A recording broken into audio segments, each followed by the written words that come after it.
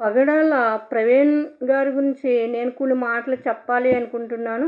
ఎందుకంటే నేను కూడా క్రీస్తు ఆత్మ పొందిందాన్ని కాబట్టి. అదే విధముగా ఆయన చాలాసార్లు చెప్పేది ఏంటంటే, నాకు రాజమండ్రిలో గృహం ఉంది అని చెప్తూ వచ్చారు. అలాగే మరి బైక్ మీద నుంచి హైదరాబాద్ నుంచి వచ్చారు, వైజాగ్ నుంచి వచ్చారు. ఇవన్నీ వినేటువంటి మాటలు కాదు. ఎందుకంటే ఆయన రాజమండ్రి గృహంలోనికి వెళ్ళి ఫ్రెష్ అయ్యి ఆ యొక్క ఎక్కడికి వెళ్ళాలనుకుంటున్నారో ప్రసంగానికి అక్కడ బైక్ మీద వెళ్ళవచ్చు. ఆయన ఒక్కడే వెళ్ళారా, ఇద్దరు వెళ్ళి ఆయన పారిపోయాడా అనేది కోణంలో ఆలోచించవలసింది కూడా ఉంది. అదేవిధంగా మొదటిగా మరి వాళ్ళ కుటుంబం ఉంటుంది కాబట్టి వాళ్ళ కుటుంబం పట్ల కూడా ఆ దేవుడు మేలు చేస్తాడు, ప్రజలు కూడా మేలు చేస్తారని నమ్ముతున్నాను. అదేవిధంగా ఇప్పుడు ఈ ఈ యొక్క పాస్టరు పగడాల ప్రవీణ్ గారు చనిపోవడానికి కారణం పూర్తిగా ప్రభుత్వం, ప్రజలదేని.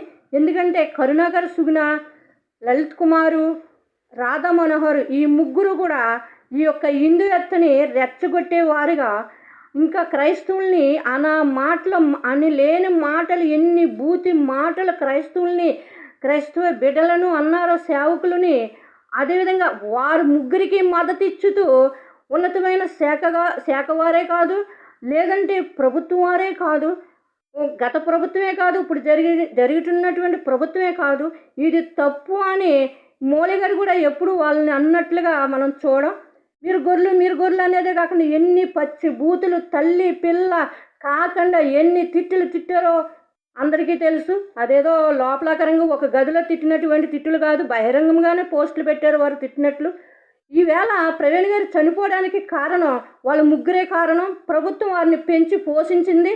సనాతన ధర్మం అనుకుంటూ మరి ఈ విధమైనటువంటి ఉగ్రవాదులుగా పెంచి పోషించడం అనేది చాలా తప్పు. ఇప్పటికైనా మేలుకొని క్రైస్తవుల పట్ల చట్టాలు ఉన్నాయి, అన్నీ ఉన్నాయి. మరి క్రైస్తవులు వాళ్ళని తిట్టారంటే వాళ్ళని తిట్టినట్టుగా లేదు. వాళ్ళ బైబిల్ని పట్టుకుని వాళ్ళ బాధకు లేదు, వాళ్ళు బోధించుకుంటే డిమేట్లకి రండి మీరు మీ దేవుడు గొప్పడైతే అని ప్రేరేపించిన వాళ్ళు అది తెలియక కొంతమంది పాస్టర్లు వెళ్ళి వాళ్ళకి తెలిసి తెలియని మాటలకు వెళ్ళి అక్కడ పడిపోయారు వాళ్ళు. అదేవిధంగా ఇక్కడ బైబిల్లో కూడా అవునంటే అవును, కాదంటే కాదని ముందుకు వెళ్ళినటువంటి ఉంది. క్రైస్తవులు కూడా మనుషులే, వాళ్ళకి అన్నీ తెలుసు. ఈవేళ ప్రవీణ్ గారి విషయమే అనేక మంది ప్రజలు ముందుకొచ్చారు, పాస్టర్లు ముందుకు వస్తున్నారు. మరి పూర్తిగా ఇది చట్టాలనే తప్పు, రెండోది గవర్నమెంట్ ఇది తప్పు. నువ్వు పెద్దవాడవై ఉండి బాబు నువ్వేం చేస్తున్నావు, నీ రాష్ట్రంలో ఈ రాజమండ్రి గ్రామంలో ఒక సేవకుడు చనిపోతే నువ్వు ఈ పట్ల న్యాయము జరిగించమని ఇక ముందు సేవకుల మీద ఆ విధమైనటువంటి దుమ్ము దోగరి, ఆ విధమైనటువంటి బూతులు తిట్టకుండా మరి నువ్వు ఏ విధంగా కాయాలని మిమ్మల్ని బ్రతిమాలుకునిచున్నాను బాబు చంద్రబాబు నాయుడు గారు. ఎందుకంటే మరి ఆయన ఆ విధంగా చనిపోయారేమో కానీ మేము మా రక్షణ మాకు ఎంతో అవసరము, క్రైస్తవులకి రక్షణ కల్పించాలి. ఎందుకంటే మాకు సువార్త చెప్పమన్నాడు కాబట్టి సువార్త చెప్పుతున్నాము.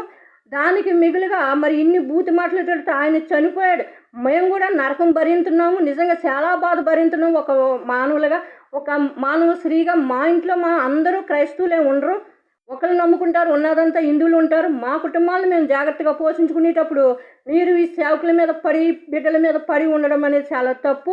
ఈ కరుణాకర్ సుగుణాని, ఈ లలిత్ కుమార్ని, మనోహర్ని ఈ ముగ్గురిని అదుపులోనికి తీసుకుంటే సరే, లేదంటే మేము తీసుకోవాల్సి ఉంటుంది.